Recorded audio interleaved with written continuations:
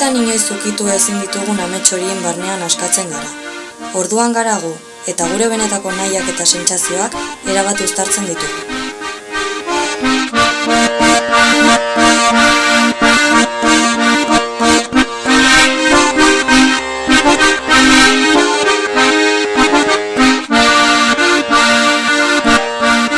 Baina ametsak ez dira amets, errealitatean esnatzen ez bagara.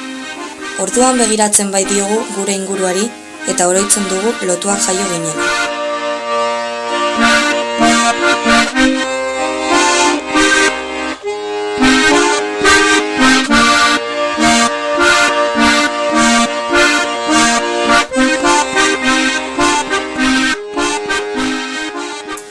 Gure mugak ezagutuz jotzen dugu aurrera, baina maitatzea debekatzen digutenean ikasten dugu ez dugula mugarik, eta gure indarrak eta maitasunak askatuko gaituela.